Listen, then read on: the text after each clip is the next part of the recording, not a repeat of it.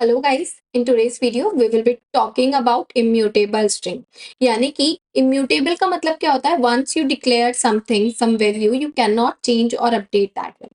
तो why and how strings are immutable in nature, तो देखते हैं एक बार क्या कॉन्सेप्ट है इसके पीछे। तो स्ट्रिंग एक डिक्लेयर कर लेते हैं जिसमें मैं क्या वैल्यू रखती हूँ, हेलो वैल्यू को रखती हूँ।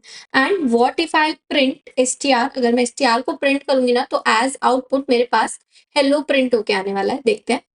तो एसटीआर को प्रिंट करने पे हेलो प्रिंट हो जाता है। अब क्या कर रही हूँ ना, मैं एसटीआर की वैल्यू को अपडेट करने की कोशिश कर रही हूँ, जिसमें मैं क्या कहती हूँ, एसटीआर प्लस और एक नई स्ट्रिंग इसमें कॉन्कैटिनेट करा रही हूँ, दैट इज जावा। और अब जाके मैं क्या करती हूँ ना, प्रिंट करती हूँ। किसको प्रिंट करती हूँ? एसटीआर को प्रिंट करती हूँ।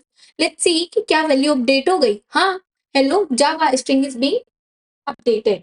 तो ये क्या है, मतलब व्हाई वी यूज टू से इम्यूटेबल स्ट्रिंग। तो चलते हैं ना इसके पीछे के कंसेप्ट के बारे में। है ना, जावा जब बैकएंड पे स्ट्रिंग्स को स्टोर करता है ना, it is having some special type of memory that is string pool. अब क्या होता है, जैसे ही मैंने लिखा क्या स्ट्रिंग एसटीआर, और एसटीआर में मैंने कोई वैल्यू स्ट्रिंग वैल्यू रख दी हेलो। अब बिकॉज जो स्ट्रिंग है ना, इट्स अ क्लास। अब क्लास है तो उसका ऑब्जेक्ट बना होगा, यानी कि वो ऑब्जेक्ट तुरंत जाके स्ट्रिंग पूल में स्टोर हो जाता है विद इट्स वैल्यू हेलो। अब ऑब्जेक्ट के पास यानी कि एसटीआर के पास क्या आ रही होती है ना, इसकी लोकेशन, यानी कि कौन सी लोकेशन पे रखा हुआ है, इस वैल्यू को पॉइंट आउट कर रहा होता है कौन? आपका एसटीआर। अब जैसे क्या हुआ ना, आपने लेट्स से str2 बनाया, लेकिन उसमें भी आपने सेम ही वैल्यू रखी है दैट इज हेलो। तो str2 ना एक नया ऑब्जेक्ट नहीं बनाएगा स्ट्रिंग पूल में। व्हाट इट विल डू, वो देखेगा कि स्ट्रिंग पूल में हेलो यानी कि सेम वैल्यू ऐसी कोई एग्जिस्ट करती है। अगर एग्जिस्ट करती है तो सेम वैल्यू कोई क्या करने लग जाएगा, पॉइंट करने लग जाएगा। यानी कि मेमोरी सेविंग हमारी यहाँ से हो जाती है। लेकिन अब क्या बात करें हम अपडेशन की, जो मेरी str थी उसमें मैंने क्या किया, str को अपडेट किया किससे? जावा से। है ना, उसमें एक नई स्ट्रिंग को कॉन्कैटिनेट कर दिया। अब जैसे कॉन्कैटिनेट किया ना, तो हेलो जावा मेरी नई स्ट्रिंग बन के आ जाती है। जैसे मेरे पास नई स्ट्रिंग आती है hello Java, because string pool में ऐसी कोई वैल्यू नहीं है, तो एक और नया ऑब्जेक्ट क्रिएट होता है किसके नाम से, किस वैल्यू से? हेलो जावा वाली वैल्यू से। और इस वैल्यू का एड्रेस किसके पास चला जाता है? अब str1 के पास। यानी कि str1 अब इसको पॉइंट ना करके इसको पॉइंट कर रहा होता है। दिस इज द कंसेप्ट कि कैसे हम कहते हैं, क्यों हम कहते हैं strings are immutable in nature. अब इस चीज को चेक करने के लिए क्या करते हैं ना, मैं यहाँ पे जाके एक स्ट्रिंग 2 बनाती हूँ।